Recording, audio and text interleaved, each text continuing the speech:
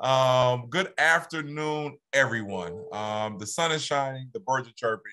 My name is Terry Whitfield, and it is an honor and a privilege to be with you today, especially for this most important conversation. And so this is the next in a series of Let's Talk events that have been facilitated by Skillman staff. Again, my name is Terry. I'm a program officer at the Skillman Foundation. I lead our out-of-school time strategy, where it's really all about how are we increasing the amount of positive adults that are engaging with young people during the non-instructional time. So that could be in school, after school, during the summer. There's a tremendous amount of work that happens daily through dedicated out-of-school time professionals. And as I'm proud to be able to lead that work that helps to support many organizations across the city. But I'm going to be quiet right now because this conversation is about mental health. And we are blessed to have with us today Ms. Laura Bakosh with Inner Explorer. And she's going to take us on a mindfulness journey to help bring us and center us as we start out this conversation. Laura. Thank you, Terry. Glad to be here. I would like to invite everybody to do a 1-minute mindfulness practice. I'm sure many of you are familiar with mindfulness, and even if you're not, this is really simple to do. So we'll begin now by lowering your gaze or closing your eyes, whatever is most comfortable. And a mindful minute is basically just 5 slow and deep breaths in and out. So as you, again, close your eyes or look downward, simply breathing in, and then breathing out. And again, breathing in and out. And simply continuing that pattern of in and out breaths. Perhaps slowing each one down as you go. Just aware of how the air feels as it comes into your body and as it goes out of your body.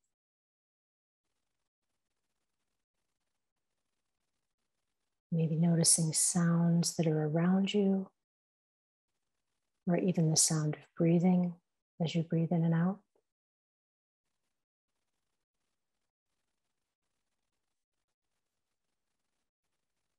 And then let's take one more breath in and out together. So breathing in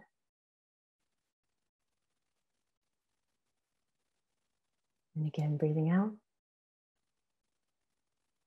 And now opening your eyes or looking up. And we're ready to begin the next part of the program.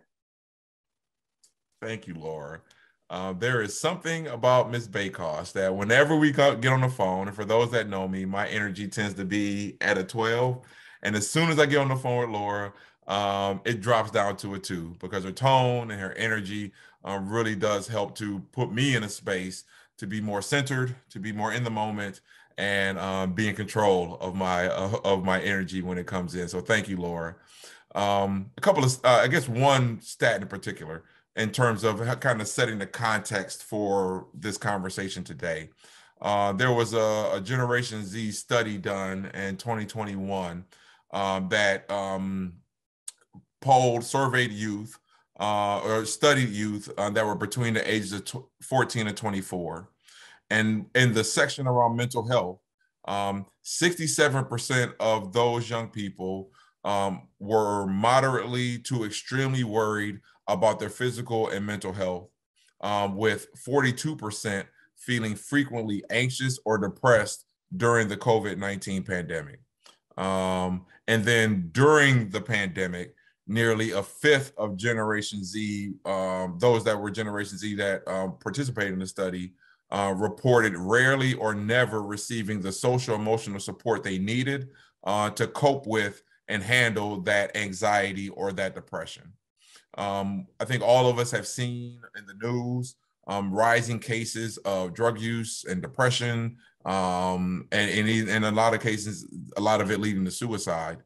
And so when I was thinking of this topic in particular based off a conversation that I was having with one of our panelists, Kiesha Jackson with Caleb's Kids, and thought that this was definitely a subject that within the confines of this Let's Talk, for us to be able to lift up the great work that is happening, but really be able to, in our conversation, bring in a lot of information and resources that we don't know.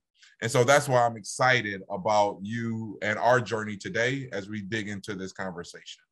Another quick note, the Skillman Foundation is in partnership with the Chan Zuckerberg Initiative to invest $3 million over a 2-year period, focused primarily on wellness and what young people, positive adults, education professionals, what they need to be well during this time. And so these of our panelists and of the work that we'll be talking through, a lot of that was funded through this wellness initiative. So what I am excited to do at this point is to bring in our first panelist. But before I do that, a couple of things to drive home. The chat is going to be super duper critical for us today, because at the end, we will have some time for small group work. But I mean, in terms of small group conversations to help us digest what we talked about today. But the chat is going to be our main tool. So if you have any questions that pop up, please toss them in the chat. As ideas come up around things that you know is happening in the community in this space of supporting and improving youth mental health, please toss them in the chat. This will be our living document that we'll be able to use and get the information out afterwards. But always want to make sure that we're leveraging the technology that we have to make the best of our time together. So again, questions, thoughts, resources, let's toss them into the chat and allow for everybody to have a peek into those opportunities to grow and to build. So right now, what I'd like to do is to bring to the stage Miss Tykesha Boyer. She is a youth researcher, I want to say youth researcher. She's a researcher with Local Circles. And Local Circles took a journey this year of focusing their research on mental health. And so I'm excited to bring Tykesha in so she can give us a view into that work, into that research, and kind of giving us a bird's eye view in terms of what they identified. So Tykesha, how you doing today? I'm doing good. How about yourself? Hey, sun is shining, birds are chirping. So if we could, as we get going with our conversation, if you could introduce yourself, what school you go to, provide a brief description of Local Circles, and what's one reason you decided to spend your time and join Local Circles? Okay. My name is Tykesha Boyer. I attend CMA High School, which is Communication Media Arts. And Local Circles is a nonprofit organization that provides kids with a sense of leadership and to work on community skills. And also you get ready for job readiness. And also I joined because there was opportunity to work on my communication skills and to find ways to help the youth. Thank you, Tykesha. And again, thank you for stepping up and really choosing to be with us today. So you guys, your group chose mental health as your focus for your research for the past year. Like, what led your group to choose mental health? What was it about that subject that you guys said, you know what, we really want to dig deeper into that? It was the fact due to the pandemic and how we were on lockdown. So then it was just like, we all have to be affected by it in some way. So like mental health is a big thing nowadays. And since dealing with the pandemic, we feel like that's what's needed to find out what youth have been going through during this time and to find out what we can do to help. So if you, I know there were a few different areas of research and focus for the group. Could you share with us about your particular research that you conducted? And then what was a finding that you found most surprising as you went through your research? So during the process, we conducted 2 ways to find out the data. It was during interviews and surveys. In my group, we found out the information through surveys. And one thing I found out was that one of the coping ways was talking with family and friends. And I wouldn't have thought that, because I would have been thinking that since being isolated for so long, you would have been distancing from people, but talking with others helped a lot of people, and that shocked me. People still able to socialize. Was there anything else that jumped out at you as it relates to the research that was a surprise? Or that you want to be able to share with those in the audience that might not have had a chance to read the research? Anything else you want to share? Also, I want to let you guys know like what happened with like kids' grades during the pandemic. Like with the pandemic, grades started to decrease. People became more isolated. And also music really helped with their mental health and being able to express themselves by either writing their own music or listening to stuff in their interest to help them get through this time. Awesome. I know music has been tremendously helpful to me, which is why I was definitely appreciative of DJ Mark Navarro and his calm music that started out our session. So based on the research, what recommendations, if I anoint you as queen for a day, what recommendations would you want implemented or would you see to be impactful that could better support the mental health of youth across Detroit? I feel that there should be more mental health professionals in schools or like recreation centers where like people can go get the help they need and to express themselves, because I feel like being able to talk to someone will improve their mental health. And yeah. And then if there was one ask that we've got, how many people do we have in the building today? We got 90 people in the building today, Tykesha. If there was one ask to these adults that are in this space right now around what they could do to better support young people, what might you ask them to do? Always ask people how they are feeling, because they may lie or they just might be hiding what they might be going through. So just always ask people how they are and what they are going through. Yes, it will really help them being able to talk to someone. Awesome. Well, thank you, Tykesha. I know you're not going anywhere, so thank you for kind of grounding us again in the research and in the voice of young people. So appreciate that. So now, going from this understanding that young people, all of us, are dealing in this this state of unprecedented, where none of us were alive 100 years ago for the last pandemic, and it has impacted us in ways that we could have never imagined.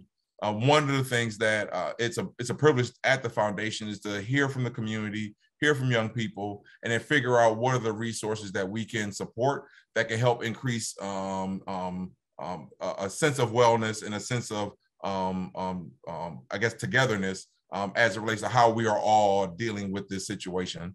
And so two of the organizations that the Skillman Foundation is proud to support, Caleb's Kids and Inner Explorer, are here with us today. So we have Executive Director of Caleb's Kids, Kiesha Jackson, and we have Laura Bakosh, founder and director of Inner Explorer. So thank you, ladies, for joining us today.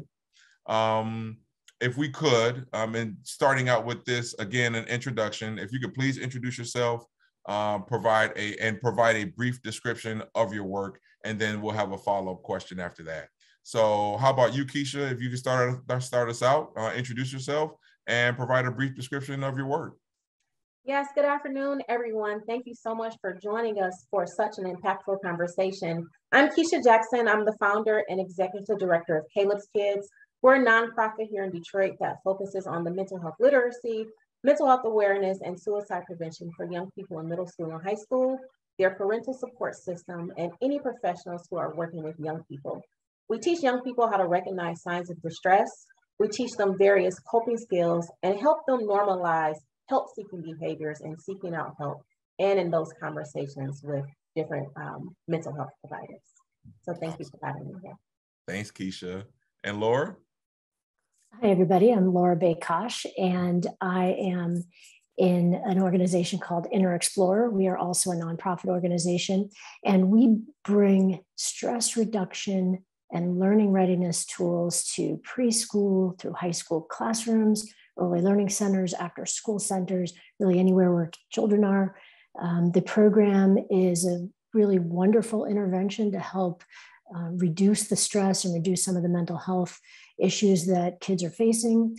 And it's designed to be really, really simple because it's audio guided and it's sequenced. So educators or families or staff people that run the program in those centers just press a button and actually listen with the students. So it's sort of bringing that stress resiliency tools and techniques right into school centers and homes. Awesome. Thank you, Laura. And thank you, Kiesha, for joining us today. Kiesha, and both, so this question is for the both of you. Your work has you at the front lines of the mental health crisis being experienced by youth and adults. If you could please paint the picture for what those challenges are looking like for young people in particular right now. And then what are some of the major struggles that you are seeing young people dealing with or struggling with most often during this time? Kiesha?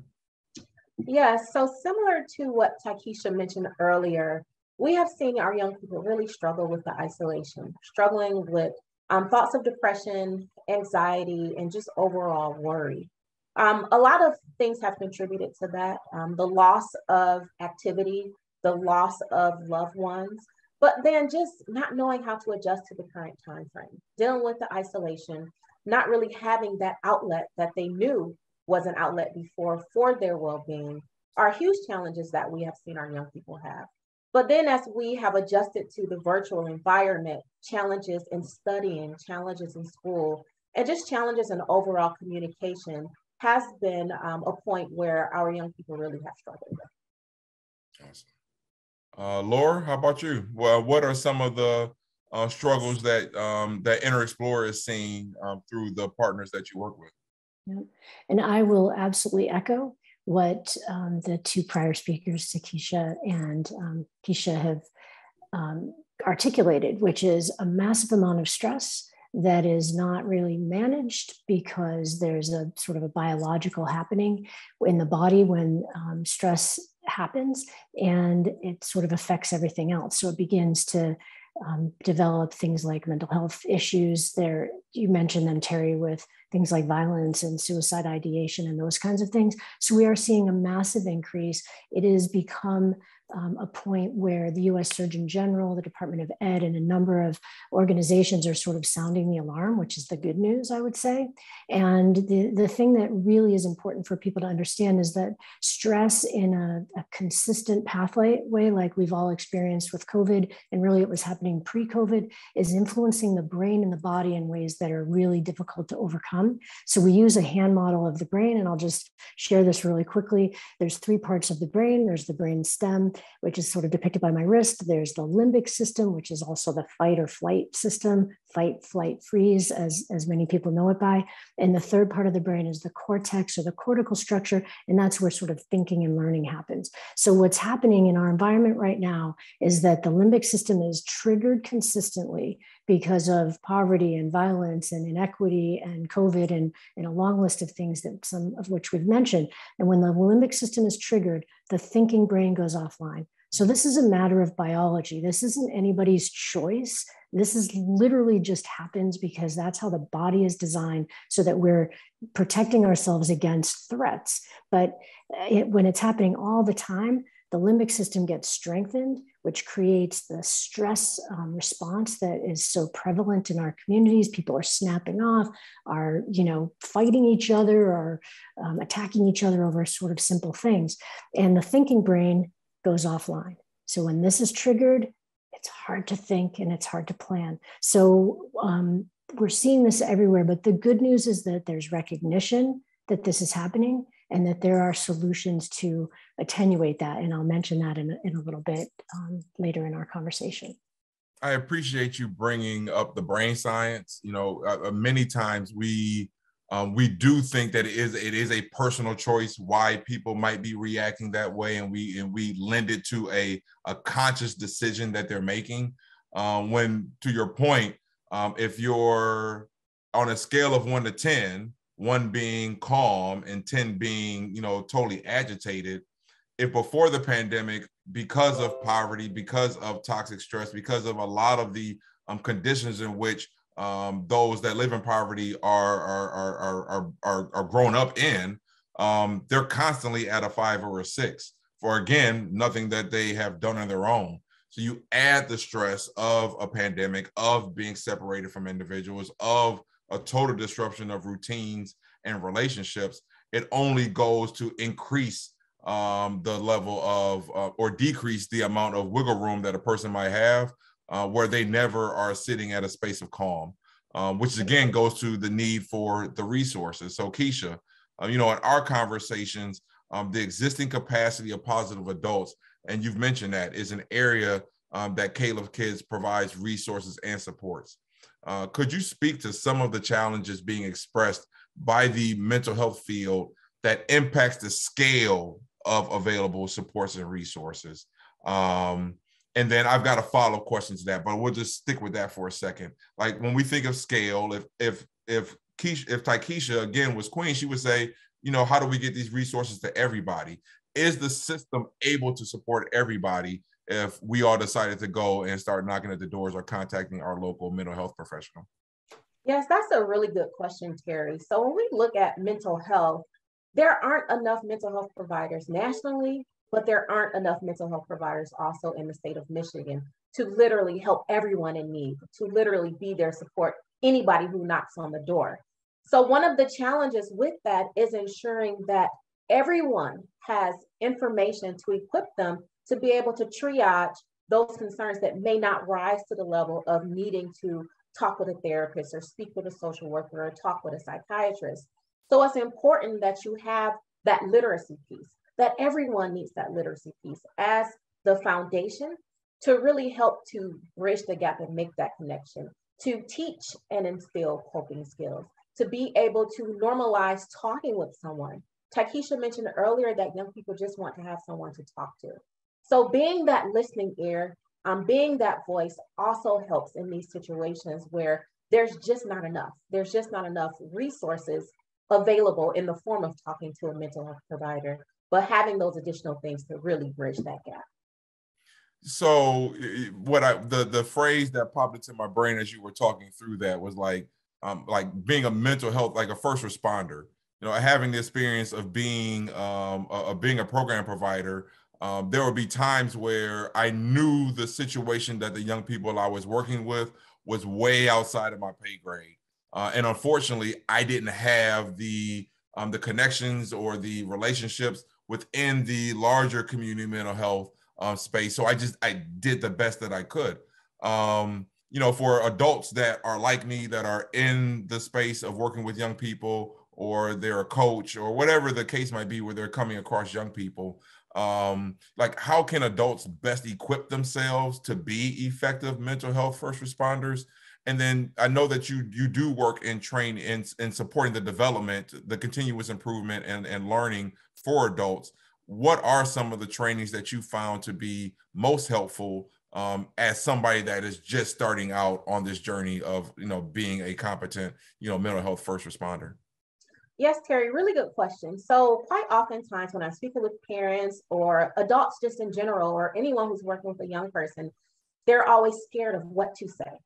They're scared that if a young person comes to them and expresses that they are having some unsafe thoughts, or expresses that they have attempted to harm themselves, that they may state the wrong thing. And if they state the wrong thing, it's just going to push that young person to move forward with whatever their plans are, or it may push them into a deeper depression. But we can't push anyone into a deeper depression. We can't push anyone into acting and following through on different plans if we're saying the right things. And the right thing is to approach someone from a non-judgmental perspective. So creating an environment that is empathetic, creating that listening ear, and really helping them to get whatever is on their chest off. But then there's that next level. So how do you decide that what I'm telling this person is going to help them, or if they need additional focus or additional assistance from a mental health professional, or for someone who is trained a little bit further? So there's various trainings that we offer as Caleb's Kids. So we have the QPR training, which is Question, Persuade, Refer. It's a suicide prevention training. And so with this training, it lasts anywhere between an hour and a half to 2 hours long, but it equips anyone who takes it, and people as young as middle school can take this training. but it equips them to be able to recognize different signs that someone may be considering harming themselves or ending their life, but also how to have both indirect and direct conversations with them to be able to persuade them to get help, and then also gives the resources to refer them to get help. Another training that I encourage for anyone who also wants to learn more about mental health is an introduction to mental health training that we also offer at Caleb's Kids, which really teaches the bare minimum of how to recognize some of the common signs of distress in young people, how to triage some of the common and top mental health concerns in young people like depression, anxiety, and that fear and worry. So how to recognize those, but then how to triage and help that young person, and which coping skills can a young person try to work through those challenges. So it's just those basic entry level, so to speak, trainings that really help to bridge that gap and create that confidence in adults when they are working with young people to be able to help them wherever they are. And what's great about that, Kiesha, is that I can only imagine that those skills and that learning that adult is gaining to support the young person are skills that they can then use on themselves, with other adults in their family, to be able to really grow this knowledge beyond themselves and be able to support other adults as they are going along their journey as well. Absolutely. Awesome. Thank you, Kiesha. Thank you.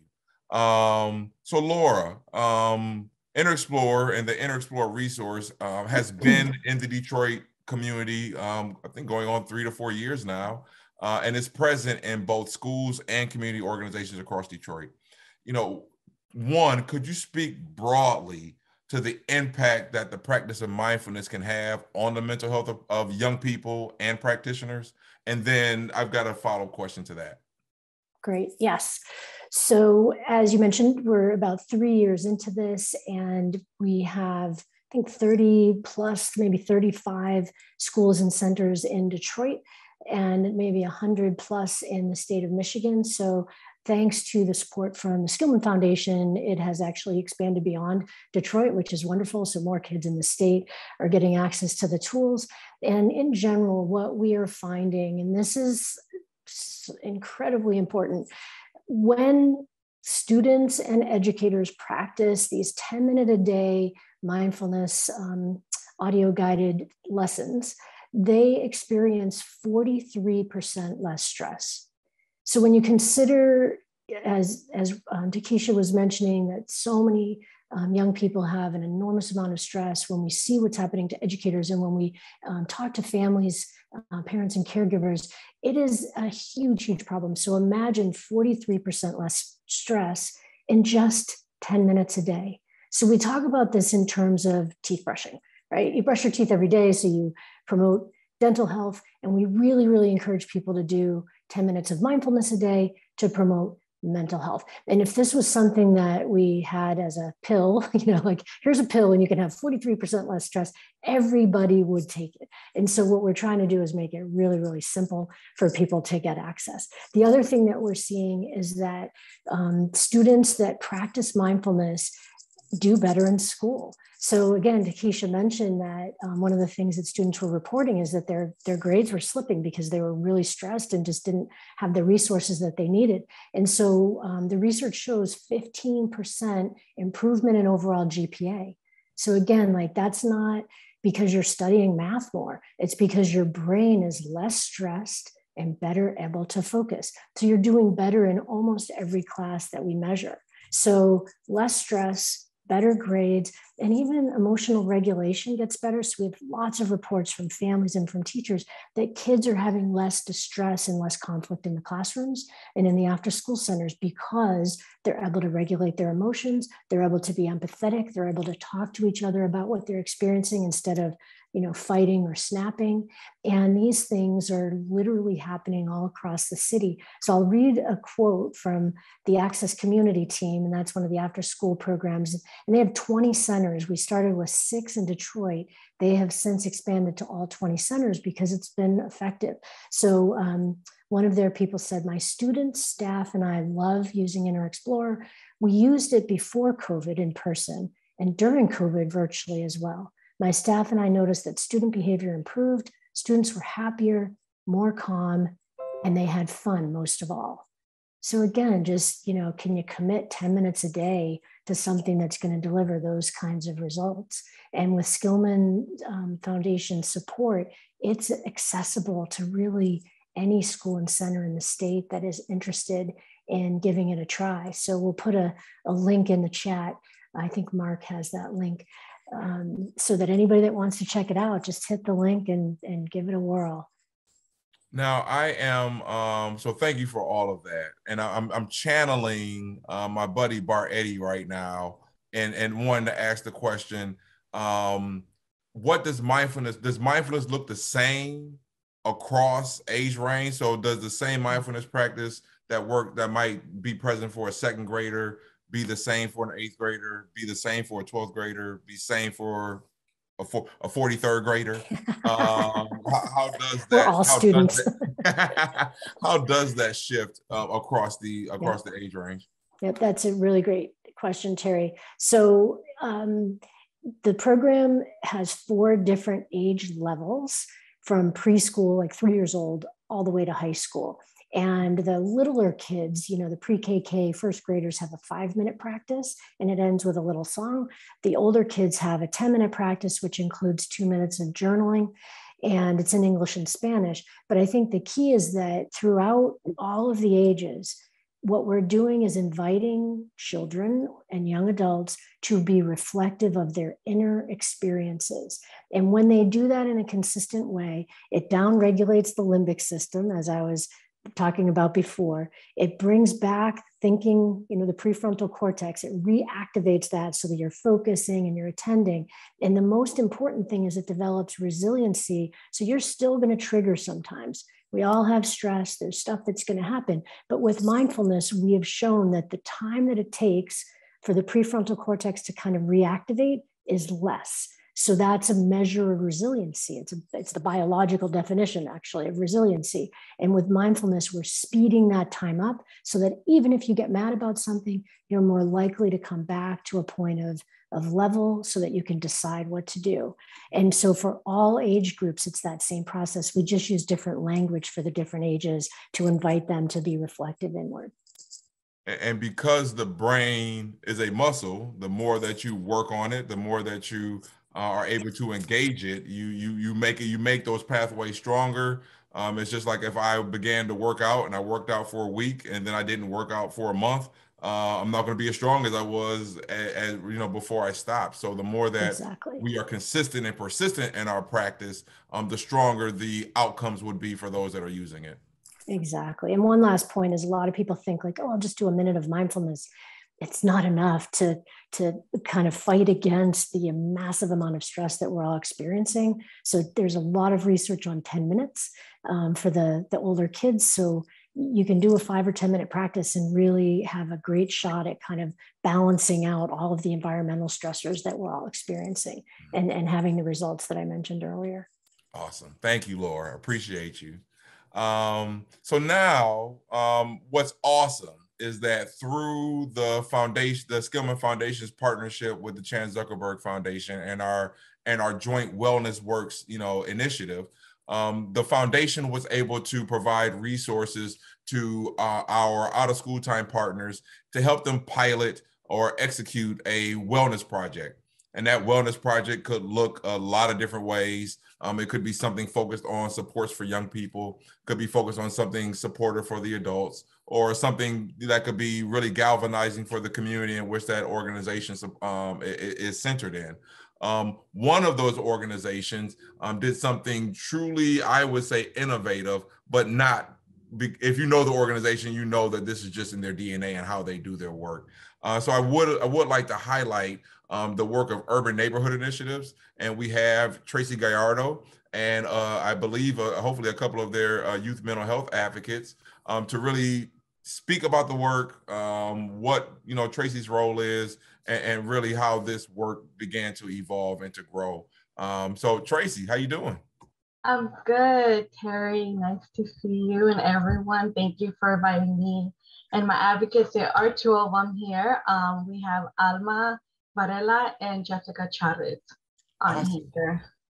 And so what's great about Tracy and what's great about you and I just in general is that you have an organization that is very much focused on how their staff and how they as an organization represent the community in which they serve. And Tracy is crazy. Like I worked with Tracy when she was younger and as a member of UNI, and now she's there as staff. So Tracy, what is your role and what is the work that you're helping to lead? Yeah, so I am the mental health specialist at UNI. So pretty much I am a social worker, but that's like my special title. So I provide counseling services for youth in our programming from ages 14 to 24 years old. And our counseling services is open as well to the Southwest community, specifically hitting Southwest Detroit zip codes of 48209, 210, 216, 217. So pretty much my role is to provide the counseling services as well as be able to provide resources to our youth as well as our youth development staff in regards to mental health, provide crisis intervention when needed, as well as being the mental health advocate coordinator. Awesome. So how obviously that you were brought in. Do you have even a bit of history in terms of what was it that UNI was hearing that then prompted them to say, we need to bring in Tracy to help lead this work? Yeah, so pretty much before I was hired on or thought of, UNI received funding by the McGregor Grant around 2018, 2019 to pretty much facilitate a listening campaign to learn more about resources, gaps, and barriers that were needed that might get in the way of youth receiving long-term employment opportunity. So they were able to talk to over 200 youth, and pretty much the main thing that stuck out was mental health. That mental health was a huge need and barrier and gap for youth in our community to receive long-term employment opportunities. So with that being so, our other youth programming, our youth advisory board, our LEAD program has also done community listening campaigns with their peers, and mental health just kept coming back as being a huge barrier for youth in our community. So that's where they kind of noticed that, okay, what can be done to provide support to our youth, especially in our Southwest Detroit community, and also how can we do it in a way that they feel safe and comfortable, because a lot of the experiences that our youth had in regards to reaching out for services have been a very negative experience. So we're trying to provide more of a more comfortable, more accessible way for youth to receive the mental health services that they need here in Southwest, but also educate them on how to reach out for those services and how to navigate the system, because the reality situation is there is long waiting lists for counseling services, therapy services, especially now with the pandemic hitting, but also there to navigate, especially community mental health, it is a challenge for our youth. Awesome. Thank you, Tracy. Now, Alma is one of your mental health advocates, correct? Yes, and Jessica Chavez. Thank you. I'll start with you, Alma. If you could talk to us about what is your role as a mental health advocate for Urban Neighborhood Initiatives? Like, what is it that you do? Okay, got it. My bad. Hello, everyone. My name is Alma. My pronouns are she, her, and hers. My role as a mental health advocate is doing workshops. I usually have to spread information about mental health as a youth and for youth adults. We technically want to show the impact of COVID and how it's affected everyone's like our youth's mental health. Because one thing that I've noticed when this is what caught my attention, because as of for myself, my mental health, everything, it got totally affected ever since the quarantine. And this really caught my attention ever since we started. It's crazy how lots of youth don't have like the resources to reach out. So as of what we do, we facilitate workshops where we put together youth and we bring them all together and we inform them about mental health and we bring more awareness to how we're there for them and we add like moral support. So that's usually what we do as a mental health advocate. That is awesome. What led you to want to be a part of this? Were you already like a part of UNI? Was there like a all call in the community? Like what led you to want to be a mental health advocate? Well, actually, I was actually part of UNI. I was doing a summer program, which I'm pretty sure it was part of LIT, if I'm not wrong. And I was working with Leslie, and Tracy was actually, she was just coming along in our meetings, and I had a really good, like, she opened this opportunity to us, and as soon as I saw it, I was like, I want to take the opportunity because it was something that we needed, that I needed, that I saw the chance and I took it because I was seeing my peers and youth that their mental health was just getting worse and worse, and I wanted to do something to do an impact on youth and to just make it more aware and let it be known that it's okay to reach for help. Yeah, okay, thank you, appreciate that. I'm like, you're gonna make me cry. Awesome. Jessica, question for you is, what led you to want to be a mental health advocate, and what's one thing that you've learned, through that process? Hello, my name is Jessica. So the answer to that question, I think it's very similar to Alma's, but also in a way, mostly a very personal experience. So I've met many different people in my life. And one of those people comes from like the UNI. So I've been through other programs, and when I heard about this one, I was really interested in it. And the people in my life as well, like friends and family, as I got older, understanding and misunderstanding came into play. And it was hard to understand where other perspectives were coming from. And different people's mental health started playing a role in which I started to see things a little differently. And I've always been a fan of seeing different perspectives and seeing like, how can I help these people? What can I do to understand them? Like, is it patience? Is it like a mental illness? And things surrounding those sort of topics. So when I joined this program, I wanted to put myself around people who had very different perspectives and see what I can do to acknowledge that, what can I do to learn from it and pass it around people around me, basically my community. So it's one of the reasons why I joined this program, is that I want to take what I learn and then spread what I learn. Jessica, that is awesome. I do have one question for you, and it's somewhat of an alley-oop to help us transition to the next part of our conversation. If I were able to crown you queen for a day, what would be one recommendation you believe needs to be enacted today, like needs to be started today, that could have real impact positive impact on the mental health of young people today in Detroit? One thing that you would like to see started that you feel could have a positive impact on the mental health of young people?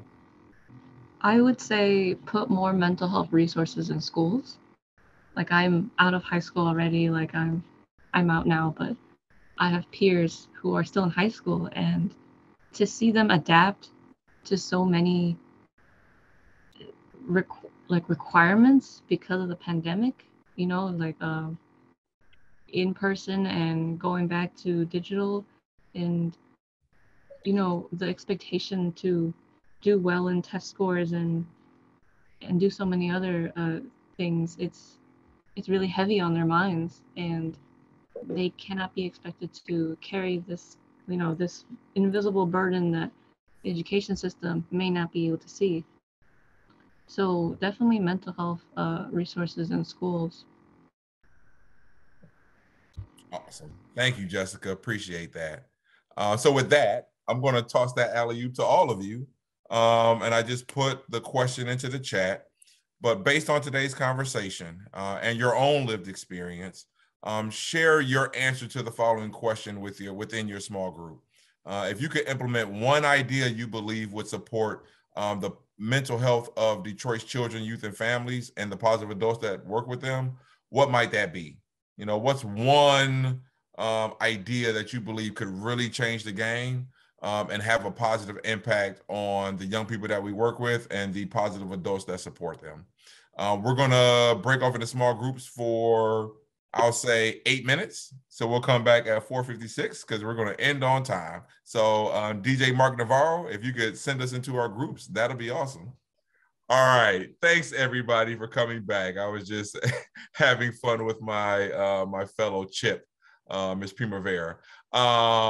So my hope is that this conversation in the small groups just helped to really bring out some great ideas or thoughts around what needs to be done.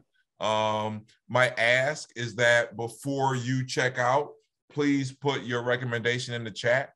At the conclusion of all these things, there's going to be a blog. Like, we would like to be able to leverage these and bring your voice into spaces and tables where you might not be able to be, but your message and your recommendation can live on. But do want to give space and time for one or two people who might be interested in sharing either their idea or a kick butt idea that came out in their small group. So just a couple of, we got maybe 2 minutes left. I just want to give one or two people an opportunity. Oh, Camille. Hey there. One of the things that I wanted to say, and I put this in chat, is that we didn't talk about is that we have a large number of children that are neurodivergent. And neurodivergence, for those of you who don't know, are kids who have ADHD, autism, dyspraxia, dyslexia, and anxiety. And I think it's really important that we talk about this in this context, because a lot of these kids don't have a diagnosis. And so we can't even get to the steps of the Explorer or anything else until we start to normalize neurodivergence. And we help the community understand that it's important to be supportive of these children. So that's pretty much my commentary. That was my commentary in the small group. We just need to do that. So my organization does that. Just for no one who knows this, the Color of Autism, we support neurodivergent families, kids throughout Metro Detroit, and actually throughout the US and also internationally. So that's my spiel. I'll be on mute now. Thank you very much. No, thank you, Camille. Appreciate that. Marty, Okay. You came back pretty excited. Was there your idea or any idea that was given today in your small group that you might want to share? Well, the brilliant women I was with were much better ideas than I had. So Haley Hart from Michigan and Engineering Zone said that she works with youth. What she'd like to see is more opportunities for training for people who deal with youth, because her background is education, not social work, and she thinks that having that kind of training would really help her. Jump in if I'm wrong, Haley, if I got it wrong, Riley. And Danielle Stewart from the youth, from the Henry Ford System Youth Ambassador Program, said more safe places for social action with kids as we come out of the pandemic and the lockdowns. Let's hope that we can make that possible. I think that there should be more funding, more counselors. We're only 42nd in the country, and mandated curricula, mental health curricula in the schools, especially high school. Awesome. Thank you, Marty. Appreciate you, sir. And appreciate everybody for finding time in your day. 60 minutes, 1,800 seconds is valuable time. So appreciate you joining us and investing that time with us today. Thank you, Kiesha. Thank you, Tykesha. Thank you, Laura. Thank you, Tracy. Thank you, Jessica. Thank you, Alma, for giving your voice and really giving life to the conversation. And most importantly, thank all of you for being a positive adult in a young person's life. All of us have the opportunity and ability to have impact, and you really don't know how you can impact somebody just by giving them a smile and asking them how they're doing. So thank you for that. One quick plug, tomorrow at 12 o'clock, the COVID 313 Coalition for Student Families and Students is hosting their bi-weekly town hall, and tomorrow is going to be a youth-led panel around this same topic. So if you are excited about the young people that were here today and spoke, you will be blown away by what you will see tomorrow, because you'll have representatives that were here also attending tomorrow's conversation, along with other youth groups that are doing great work to support mental health of students and young people across the community. So tomorrow, 12 o'clock, dpstv.org on their Facebook page or on UNI's Facebook page. If you are interested, please feel free to email me and I'll get you the information for where you can log in. So thank you again. Appreciate everybody. It is 5:01. Enjoy the rest of your day. Appreciate you coming. Have a great one. Thank you. Bye. Thanks, Terry. Thank you. Thank you, Terry. Thank you. Right. Thank you. Yeah. 100, Terry. Yeah, I'm calling you right now, sir. Calling you right now. JD, that's what I'm talking about. Hey, Vicky, have a good one.